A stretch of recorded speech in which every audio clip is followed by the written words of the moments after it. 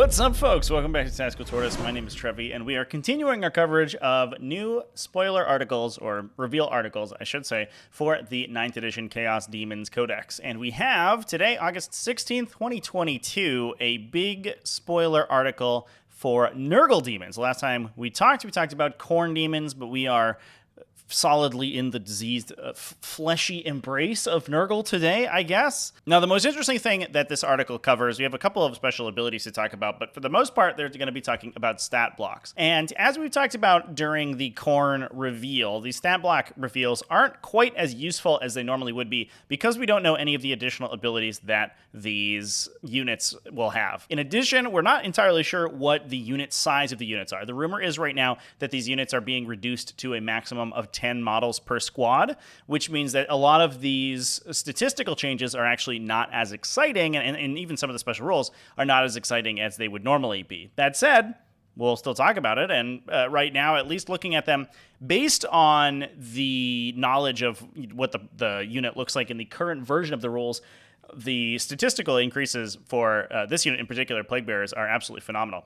So previously, Plaguebearers in 8th edition did have a little bit of a heyday as one of the tankiest units in the game. Above 20 models in the previous version, they got a built-in -1 to hit. You could warp surge them for a 4+ invulnerable save, and there were a lot of armies that were built around big bricks of Plaguebearers protecting Psykers and other special characters behind them, and basically just pushing enormous scenario leads by being very difficult to kill, objective secured infantry in the middle of the table. So that was with the previous stat line, which is only toughness 4. It did have a 5+ damage ignore and a 5+ invulnerable save built in that you don't see here, but that has been improved significantly. And you did use abilities and things to increase their toughness and make them more difficult to kill. So they were a little bit tougher than just T4 or the 5+ damage ignore.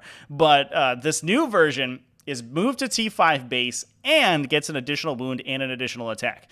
In addition, they also get a 5+ demonic save against ranged attacks, which improves to 4+ in melee. Now, if you missed the previous demon spoiler videos that we talked about earlier, these demonic saves are an unignorable and unmodifiable invulnerable save. So this invulnerable save, compared to the previous version of the datasheet, is improving significantly, whereas they were previously a 5+ all the time that could be ignored. Now it can't be ignored, and it goes to a 4+ in melee. Now, interestingly, this is a little bit different than Bloodletters that we talked about earlier, who have a 4+ against shooting, but become a lot squishier with that 5+ in melee.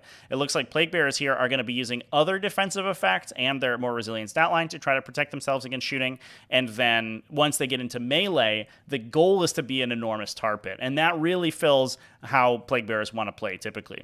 Now, we also see them improved to 2 attacks a model, which means they're going to be doing a little bit more damage once they're in melee, but they're saddled with that weapon skill 4, although we'll probably have some ways to benefit it, which does mean that they're not doing too much damage, although we do have to see what their weapons do. It may be that their weapon reroll wounds, which makes that weapon skill 4 a little bit nicer. Even though their hit rolls aren't very good, they have a lot more consistent wound roll. Now, again, we don't know a lot about the other abilities in the Plaguebearer squad, but we do have some of the abilities for the next entry that's been previewed here, the Beast of Nurgle. And this is probably one of the biggest glow-ups that we've seen in 9th edition datasheet update in a really long time. They did get a point of movement slower, so it's not all good news for the old Beast of Nurgle, and I would be surprised if they retained their ability to heroically intervene. Actually, I guess it wouldn't be that surprising, but it has seemed like Games Workshop is trying to limit the access to unit-wide heroic interventions in 9th edition. It was a big thing previously, but now only a couple sub-factions and factions have access to it. That may end up being a stratagem. I actually wouldn't be surprised if it was a stratagem that Beasts of Nurgle heroically intervene, but the statistical increases to these guys is insane. Like I said, they dropped a point of movement, so they go from movement 6 down to movement 5, but increasing from strength 4 to strength 6. Now, in the previous version of the Codex, they also had a 2 damage weapon that full rerolled its wound rolls, although did not have an AP value associated with it. And I wouldn't be shocked if they retain that style of output. They also went from having a random number of attacks, D6 attacks, which made them incredibly swingy, to having a flat 6. So if they retain that full reroll 2 damage swing, this unit's going to be pretty brutal in melee, although it is going to be tough getting them there because of that 5-inch movement. That said, they don't really take too much damage on the way in. They also have that 5+, 4+ invulnerable save characteristic that we talked about earlier, but we also have a couple of their abilities spoiled. As we said before, they are toughness 6, so they're going to be difficult to punch through, and only a 5+ invulnerable save at ranged, or demon save, I should say, means that a lot of damage will be going through on them, especially anti-tank damage, but they have 7 wounds a model. 7! That almost a dreadnought we're talking about here. And we don't know if Disgusting Resilient is going to stick around. It looks like a lot of the demon special abilities from the previous codex are actually going to be getting axed and turning into a different ability that you can maybe give them with some sort of synergy with a character or something like that, or built directly into their profile. So we don't know if they're going to be innately -1 damage, but if they are, T6, -1 damage, and 7 wounds with an invulnerable save is insane. And in addition, they have this new ability, Grotesque Regeneration. Now, this is similar to the Chaos Spawn out of the most recent Heretic Astartes Codex, although it's a little bit of a different version. The Chaos Spawn, every time the unit is attacked, if the model that damage was assigned to is not destroyed, it fully regains all of its wounds. The Beasts of Nurgle do that at the end of the phase, not at the end of the attack step, which means that if you shoot a Beast of Nurgle down to a single wound, you can use the rest of your ranged attacks to try to finish that model off before it gets the opportunity to heal back to full. So significantly less abusive than the version would be if it was regenerating 6 wounds at a time every single time you attacked, which would make this unit almost impossible to kill, almost literally impossible. But at the same time, there's going to be some situations where you spike demon saves, especially in melee, once that demon save improves to a 4+, and these guys just don't die. They just stick around, and they continue to hit you with those 6 strength 6 attacks. And these models just absolutely dominate the table. Again, they have to get there at only movement 5, but we do have some abilities that can improve the survivability of Nurgle armies.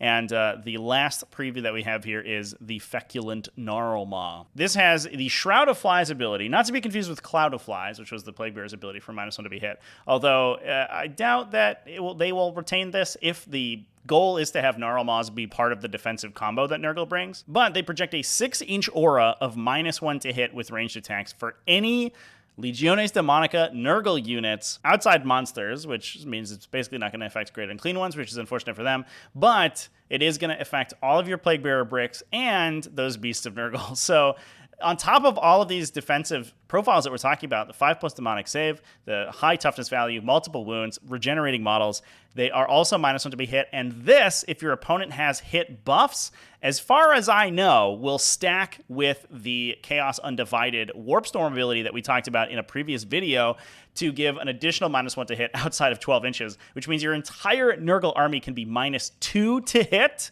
from ranged attacks, so even highly accurate enemies are going to have a tough time punching through that. Now again, for those who don't know, in 40k, hit modifiers never stack more than +1 or -1, but if you do have multiple bonuses or hits, they will effectively counteract any enemy bonuses or penalties that they have. So if your opponent has an ability like a Marker Light from Tau Empire for +1 to hit you with ranged attacks, but you are -2, those are going to cancel out. You're going to retain -1 to hit. In addition, they can regenerate Plaguebearer infantry core units, which is probably just going to be Plaguebearer units, to be fair, within 6 inches of them. You roll 7d6 on a 6, you put 1 model back to the unit with full wounds remaining. And this has basically the same verbiage that something like Resurrection Protocols does, where it can be placed into engagement range of enemies that you are currently engaging, but cannot engage new enemy units. Now, importantly, the timing of this is incredibly impactful because this happens in your command phase, which means that it occurs before the end of your command phase, which is when most scoring, especially in GT format 40k, happens. So, for example, if you have your Plaguebearers fighting an enemy unit on one of your home objectives, your Feculent Gnarlmaw triggers, the bell chimes, and you get 2 to 3 Plaguebearers back. You can then place those Plaguebearers in engagement range of that enemy unit if they're fighting you on the objective that they're currently controlling, and because Plaguebearers are most likely going to be objective secured infantry, you can potentially outnumber your opponent or place that objective secure on that objective and steal it away from them, then immediately score victory points for holding it at the start of your turn. These command phase regeneration abilities are super duper powerful, and while it is on what is probably going to be an immobile unit that's going to be relatively close to your table edge, it does kind of play with the Nurgle game plan of being hyper tanky and hyper defensive, and make it super difficult for your backline Plaguebearer units to actually lose control of your home objectives, which means a Nurgle game plan, if I had to hazard a guess, is going to be slow, and potentially your opponent's going to have the opportunity to maneuver around it, but is going to be incredibly consistent. So I imagine that Nurgle, especially if they're building out the full Wombo combo, -2 to hit, regenerating Plaguebearers, and these big Beast of Nurgle teams are going to be super duper good. So with that, that's going to be it for today, everyone. A bit of a short video today because we got a lot going on, but I would be remiss if I didn't continue to cover these new rules coming out of the 9th edition Chaos Demons Codex. Nurgle looks absolutely terrifying, and I hope they don't have too many speed bonuses because the fact that their army is slow is the only thing keeping me sane. Otherwise, getting these big beasts of Nurgle squads stuck into my deployment zone and just impossible to remove them unless you kill the entire unit in one go. It's going to be tough, everybody. It's going to be a tough game. This new Demon Codex, while it does look like there's going to be some holes in it, it doesn't look, totally unstoppable like some of the other codexes we had in 9th edition. It looks so much better than the current 8th edition incarnation of demons, which is absolutely abysmal. And I'm so excited. If you're a demons player, this is going to be an exciting time, and I hope you're hyped. The video. Thanks everyone for watching all the way to the end. Big thanks to everyone who supports the channel either over on Patreon at patreon.com/tacticaltortoise. Also, YouTube channel members, Twitch subscribers. All those people are great. I love you. Remember to keep it classy, folks, and have happy wargaming.